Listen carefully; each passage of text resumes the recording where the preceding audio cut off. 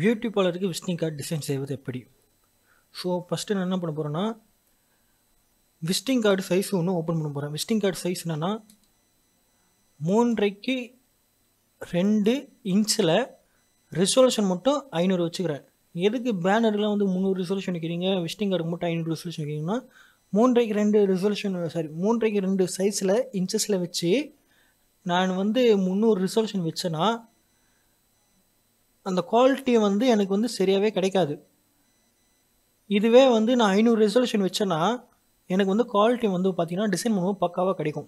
ஓகேங்களா? ஸோ நான் வந்து என்ன பண்ணுறேன்னா 3.5க்கு 2ன்ற சைஸ் ஒன்று ஓப்பன் பண்ணிவிட்டு அதுக்கு 500 ரெசல்யூஷன் வச்சுட்டு ஒரு சைஸ் ஒன்று வந்து க்ரியேட் பண்ணிக்கிட்டேன். க்ரியேட் பண்ணதுக்கப்புறம் முதல்ல என்ன பண்ண போகிறோன்னா, எப்படி நம்ம கல்யாணம் பண்ணுறதுக்கோ இல்லை மற்ற ஃபங்க்ஷன் பண்ணுறதுக்கோ நம்ம பொண்ணு மொபைல் ஃபோட்டோவில் கண்டென்ட் முன்னாடி எடுத்து வைக்கிறோமோ, இதுலேயும் அதே மாதிரி தான் நம்ம கண்டென்ட் முன்னாடி எடுத்து வைக்க போகிறோம். ஒரு விசிட்டிங் கார்டு ஒரு உள்ளங்கையோட சின்னதாக இருக்கும். ஸோ அதுக்கேற்ற மாதிரி நம்ம கண்டென்ட்டும் கொஞ்சம் பெருசாக போல்டாக காட்டணும். இப்போ ஸ்டார்டிங்கில் என்ன பண்ணால் கண்டென்ட்டை முன்னாடி எடுத்து வைக்க போகிறேன். ஸோ இந்த இமேஜ் தான் இந்த விசிட்டிங் கார்டோட கண்டென்ட். அதாவது இப்போ ஒரு பியூட்டி பார்லருக்கு பண்ணுறோம் அப்படின்னு பண்ணும்போது, ஒரு விசிட்டிங் கார்டுன்னு இப்போ டிசைன் பண்ணும்போது நான் என்ன இப்போ வந்து ஒரு லேடியோட பாடியை வந்து நான் ஆஃப் சைஸ் வரைக்கும் நான் போட்டு நான் அது வந்து பிரிண்டில் பார்க்கும்போது அந்த ஃபேஸும் ரொம்ப சின்னதாக தெரியும், டீட்டெயில்ஸும் ஒன்றும் பெருசாக நமக்கு விசிபிள் ஆகாது. ஸோ இந்த மாதிரி ஃபேஸ் மட்டும் கவர் ஆகிற மாதிரி ஒரு ஃபோட்டோவாக இருந்துச்சுன்னா அந்த விசிட்டிங் கார்டு பார்க்கறதுக்கு நல்ல லுக்காக இருக்கும். ஸோ அதனால் என்ன பண்ணுறேன்னா, இப்போ இந்த ஃபேஸை கொஞ்சம் என்லார்ஜ் பண்ணி அப் டு டவுன் வரைக்கும் ஃபுல்லாக என்லார்ஜ் பண்ணி நான் லெஃப்ட் சைடில் தள்ளிடுறேன். லெஃப்ட் சைடில் தள்ளினதுக்கப்புறம் இந்த பேக்ரவுண்டை கட் பண்ணலாமல் வேணும்னு நமக்கு தோணும் போது பார்த்தீங்கன்னா, இந்த பிரைட்டான கான்ட்ராஸ்ட்டுக்கு இந்த பேக்ரவுண்ட் தான், இந்த பிளாக் கலர் பேக்ரவுண்ட் நமக்கு செட் ஆகும். ஸோ கஸ்டமர் ஓகே சொன்னால் இந்த பிளாக் பேக்ரவுண்டே நம்ம ஓகே பண்ணிக்கலாம்.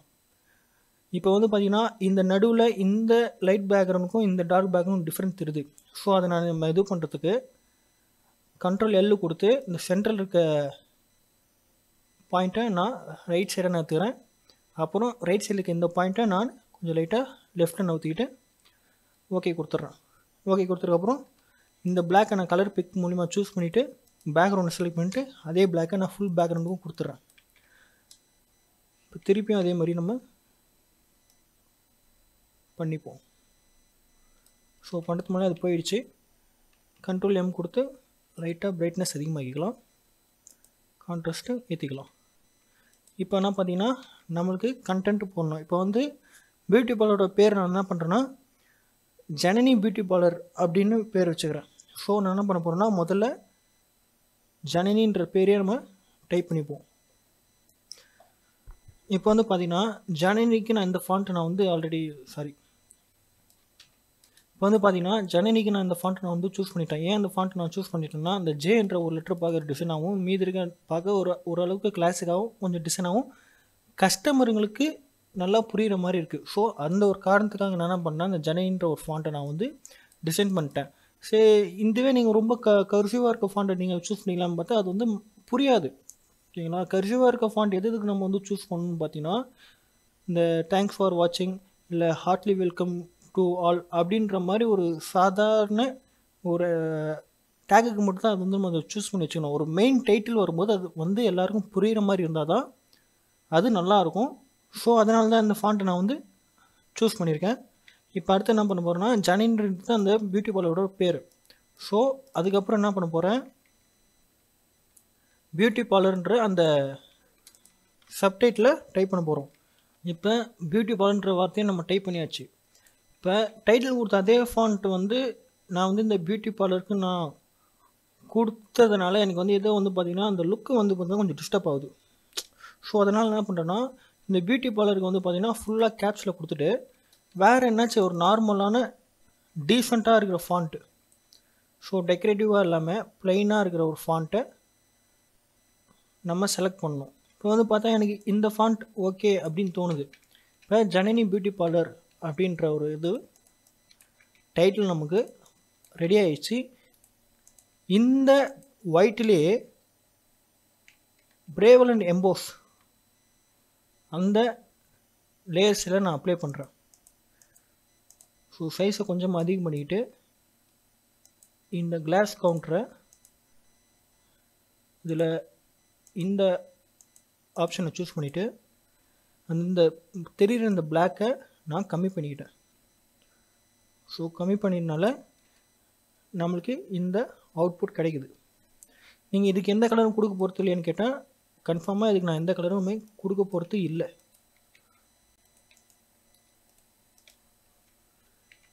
இதை இப்படியே தான் விட போகிறேன். ஸோ இது இப்படியே விடுறதுனால தான் நமக்கு வந்து ஒரு கிளாசிக்கான அவுட்புட் கிடைக்குது. இப்போ ஜனனி பியூட்டி பார்லரும் போட்டாச்சு. இப்போ அடுத்து என்ன பண்ண போகிறோன்னா, இது ஃபுல்லாமே இங்கிலீஷில் இருக்கிறதுனால நம்ம இது வந்து ஃபுல்லாமே இங்கிலீஷில் தான் நம்ம வந்து போட்டாகணும். ஸோ இப்போ பொதுவாக எல்லா பியூட்டி பார்லர்லையும் அதிகமாக என்ன மென்ஷன் பண்ணுவாங்க பார்த்தீங்கன்னா, எங்களிடம் மணப்பெண் அலங்காரம் சிறந்த முறையில் செய்து தரப்படும் அப்படின்றது தான் எல்லோரும் மென்ஷன் பண்ணுவாங்க. ஸோ அதனால் என்ன பண்ண போகிறோம், இதுலேயும் வந்து அதே தான் ஹைலைட்டாக நம்ம மென்ஷன் பண்ணோம்.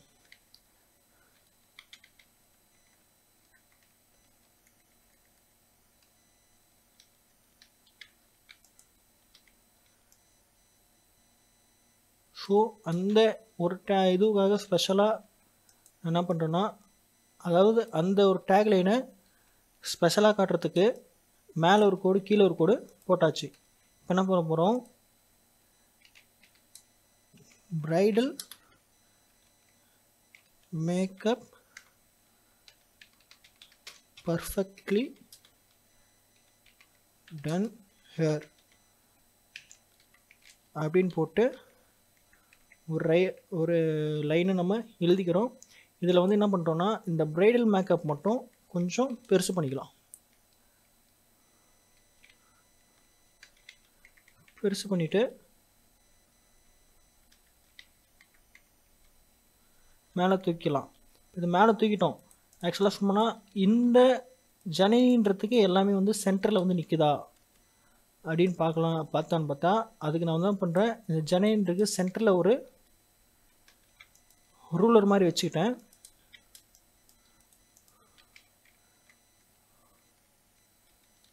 இப்போ அதே மாதிரி அதே ரூலரில் எல்லா லேயரும் சென்டரில் வந்து அலைன்மெண்ட் பண்ணிக்கிறேன். ஏன்னா அலைன்மெண்ட்ன்றது ஒரு டிசைனுக்கு ரொம்ப முக்கியம். ஸோ அதனால் கீழே அந்த பிரைடல் மேக்கப் அந்த அந்த பியூட்டி பார்லரை தவிர்த்து மீது எல்லாத்தையும் அதே அலைன்மெண்ட்டில் நான் வந்து வச்சிட்றேன். வச்சதுக்கப்புறம் என்ன பண்ண போகிறேன்னா, எனக்கு வந்து பார்த்திங்கன்னா அந்த பியூட்டி பார்லரும் பிரைடல் மேக்கப் பர்ஃபெக்ட்லி டன் அந்த டேக்லைனும் பார்த்திங்கன்னா ஒரே மாதிரி இருக்குது. அதாவது டிஃபராக கொஞ்சம் லுக்காக எடுத்துக்காட்டல. ஸோ அதனால என்ன பண்ணுறேன்னா, திருப்பி இன்னொரு ஃபாண்ட்டை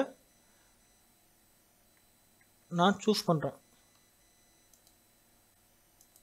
எனக்கு வந்து இந்த எனக்கு வந்து இந்த ஃபாண்ட் ஓகேன்னு தோணுது.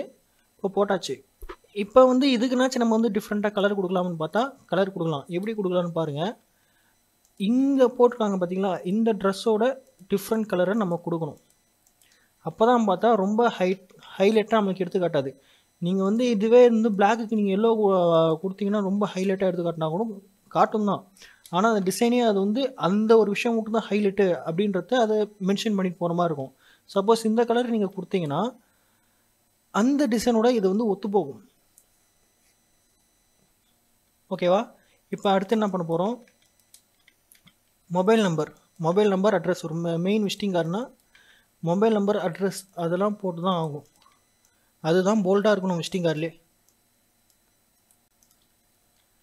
ஸோ மொபைல் நம்பர் அட்ரஸ் பொறுத்தவரை இதை கொஞ்சம் நான் மேலே தூக்கிக்கிறேன்.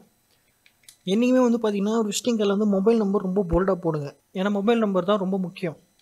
ஸோ மொபைல் நம்பரை நான் இந்த அளவுக்கு பெருசாக போட்டுக்கிறேன். அப்போ தான் வந்து பார்த்திங்கன்னா விசிட்டிங் கார்டில் நல்லா விசிபிளாகவே உங்களுக்கு தெரியும். தெரிஞ்சதுக்கப்புறம் அந்த மொபைல் நம்பருக்கான ஒரு லோகோ இருக்கும் பார்த்தீங்களா, யூடியூப் கொடுத்தீங்கனாலே இங்கே இந்த ஐக்கானை கிளிக் கொடுத்துட்டு அதுக்கப்புறம் இந்த ஷேப்பில் போனீங்கன்னா மொபைலோட லோகோ அதுவே டிஃபால்ட்டாக இருக்கும். ஸோ அந்த லோகோவே நம்ம எடுத்து போட்டுக்கலாம். போட்டுட்டு இப்போ என்ன பண்ண போகிறோம், கீழே அட்ரஸ் போட போகிறோம். ஸோ அட்ரஸுக்கு நான் வந்து இந்த பியூட்டி பார்லர் கொடுத்த இந்த ஃபாண்ட்டையும் நான் சூஸ் பண்ணிக்கிறேன். வந்து பார்த்திங்கன்னா அந்த பியூட்டி பார்லருக்கு நம்ம ஒரு அட்ரஸ் கொடுத்தாச்சு. இப்போ இதுக்கும் மேலே தாண்டி பார்த்திங்கன்னா இப்போ வந்து பார்த்திங்கன்னா எல்லா பியூட்டி பார்லருக்கும் ஒரு ஓன் ஃபேஸ்புக் ஐடியோ இல்லைனா இன்ஸ்டாகிராம் ஐடியோ இருக்கும். ஸோ அதை நம்ம மென்ஷன் பண்ணுறதுக்காக கீழே என்ன பண்ணுறோம், ஃபாலோ ஹேஸ்ன்னு அப்படின்னு போட்டுட்டு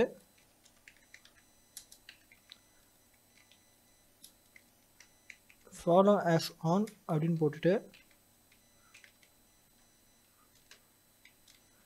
இப்போ ஃபேஸ்புக் இன்ஸ்டாகிராம் ஐடி ஆல்ரெடி நான் டவுன்லோட் பண்ணி வச்சுட்டேன்.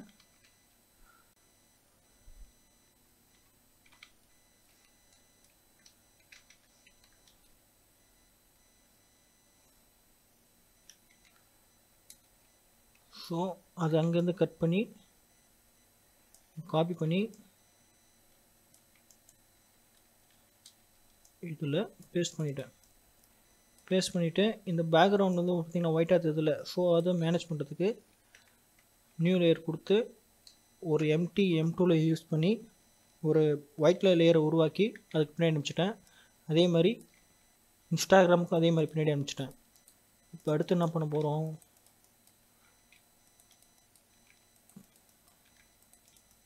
இதை மெர்ஜ் பண்ணி இப்போ அது தனியாக இது தனியாக ஸ்பேஸ் விட போகிறோம், ஏன்னா ஐடி போடுறதுக்கு. இப்போ ரெண்டு பேர்த்துக்கும் ஒரு, அதாவது இன்ஸ்டாகிராம் ஃபேஸ்புக்குக்கும் ஒரே ஐடி கொடுத்துருந்தாங்கன்னா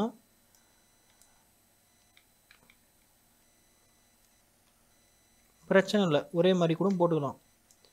ரெண்டும் வேறு வேறு ஐடி கொடுத்துருந்தாங்கன்னா வேறு வேறு தான் போட்டணும். ஸோ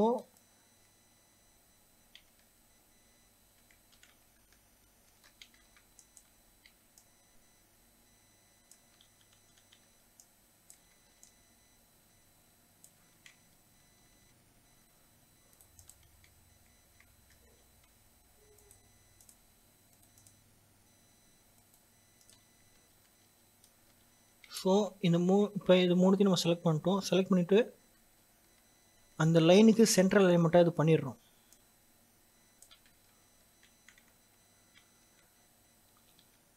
பண்ணிட்டதுக்கப்புறம் இப்போ எல்லாமே அந்த லைனுக்கு சென்ட்ரல் அலைன்மெண்ட்டாக தான் இருக்கான்றது ஒரு வார்த்தை நம்ம செக் பண்ணிக்கணும். ஓகே, இப்போ எல்லாமே அந்த லைனுக்கு சென்ட்ரல் அலைன்மெண்ட்டாக தான் இருக்குது. இருந்தாலும் இந்த மேலே கீழே ஒரு ஸ்பேஸ் ஈவனாக தெரியணும். ஸோ அதுக்காக என்ன பண்ணுறேன், திருப்பி ஒன்ஸ் மோர் எல்லாத்தையும் நான் செலக்ட் பண்ணிக்கிட்டேன்.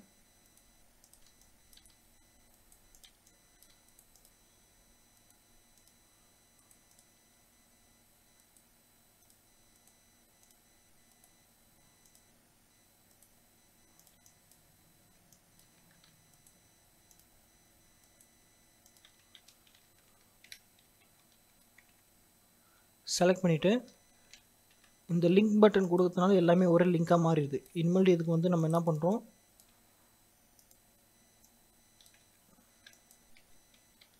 ஒவ்வொரு முறையும் ஷிஃப்ட் பிடிக்கணும் அவசியம் இல்லை. இப்போ ஃபோட்டோஷாப் 7.0 யூஸ் பண்ணுறவங்களுக்கு ஒரு முறை ஷிஃப்ட்டு பிடிச்சி செலக்ட் பண்ணால் அது கடைசி வரைக்கும் அந்த ஷிஃப்ட்டு பிடிச்சி செலக்ட் பண்ணுற வரைக்குமே அது வந்து பார்த்திங்கன்னா டிஃபால்ட்டாக அது செலக்ட்லேயே தான் இருக்கும். ஆனால் ஃபோட்டோஷாப் CS5 பொறுத்த வரைக்கும் நீங்கள் ஷிஃப்ட்டு பிடிச்சி செலக்ட் பண்ணிவிட்டு அந்த லிங்க் பட்டனை கிளிக் பண்ணால் தான் எல்லாம் வந்து கடைசி வரைக்கும் அப்படியே செலக்ட்லேயே, அதாவது அந்த லிங்க்லேயே இருக்கும்.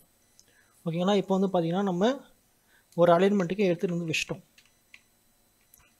ஸோ இப்போ வந்து பார்த்திங்கன்னா பியூட்டி பார்லரில் இந்த ஒரு சர்வீஸ் மட்டும் தான் பண்ணுவாங்களா, இப்போ வேறு எந்த சர்வீஸுமே பண்ண மாட்டாங்க அப்படிலாம் இல்லை, எல்லா சர்வீஸும் பண்ணுவாங்க. ஸோ மற்ற சர்வீஸ்லாம் நம்ம எங்கே மென்ஷன் பண்ணுறது, இப்போ எல்லா சர்வீஸும் நம்ம ஒரே சைடில் மென்ஷன் பண்ணியிருந்தோம், கண்டென்ட்லாம் பார்க்க சின்னதாக இருக்கும், கஸ்டமர்கள் பார்க்க அது ஒரு சாட்டிஸ்ஃபேக்ஷனாக இருக்காது.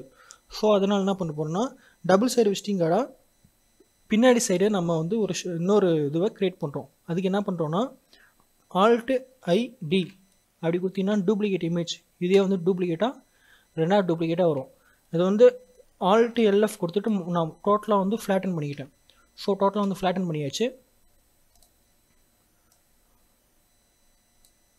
இப்போ என்ன பண்ண போகிறேன், பேக்ரவுண்ட் கலர் பிக் பண்ணி Alt delete கொடுத்துட்டு ஃபுல்லாக பிளாக்காக மாற்றிக்கிறேன், பிளெயின் பேக்ரவுண்டாக மாற்றிக்கிறேன். இப்போ வந்து பார்த்திங்கன்னா மேலே வந்து பார்த்திங்கன்னா நான் வந்து என்ன பண்ணுறேன், அவர் சர்வீசஸ் அப்படின்றத டைப் பண்ணிக்கிறேன்.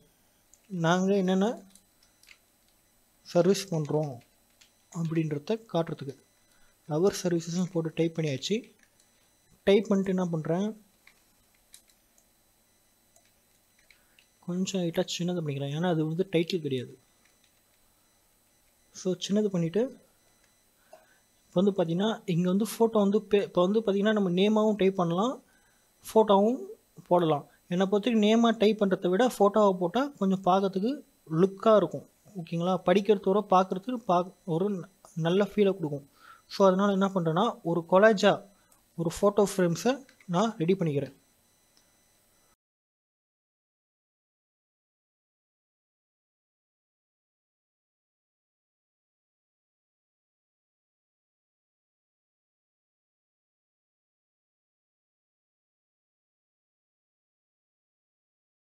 ஸோ இப்போ வந்து பார்த்திங்கன்னா ஒரு கொலாஜ் ஃபோட்டோவை போகிறதுக்கு ரெடி. இப்போ இந்த மாதிரி கொலாஜ் போட்டால் நம்மளால் பேர் டைப் பண்ண முடியாதுன்னா பேர் டைப் பண்ண அவசியமே கிடையாது. ஃபோட்டோ பார்த்தாலே கஸ்டமர்களுக்கு புரிஞ்சிடும்.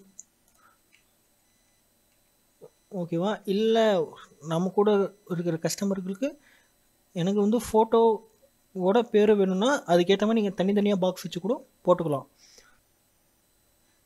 இப்போ வந்து பார்த்திங்கன்னா நான் கொலாஜ் பண்ண இதுவில் எந்தெந்த சர்வீஸ் வந்து மெயினாக இருக்கணுமோ அந்தந்த சர்வீஸ் வந்து நான் வந்து பார்த்திங்கன்னா ப்ரீஆர்டியோட பெரிய பெரிய பெரிய பாக்ஸில் போட்டேன்.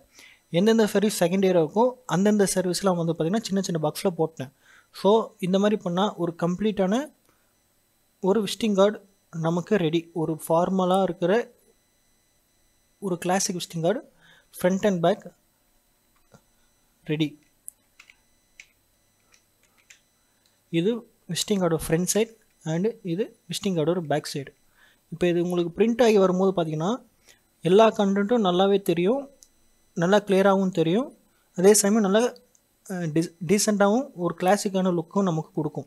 ரொம்பவும் கலர்ஃபுல்லாக இல்லாமல் இந்த மாதிரி சிம்பிளாகவும் ரெடி பண்ணால் இந்த நல்ல ஒரு வெல் எஜுகேட் இருக்க ஏரியாங்களுக்கு இது வந்து பர்ஃபெக்டான ஒரு விசிட்டிங் கார்டாக மாறும். ஓகேங்களா? உங்களுக்கு வேறு என்னாச்சும் ஒரு சந்தேகம் இருந்தால் கமெண்ட்டில் சொல்லுங்கள். நான் அடுத்த வீடியோவில் நான் வந்து அந்த சந்தேகத்தை நான் கிளியர் பண்ணுறேன்.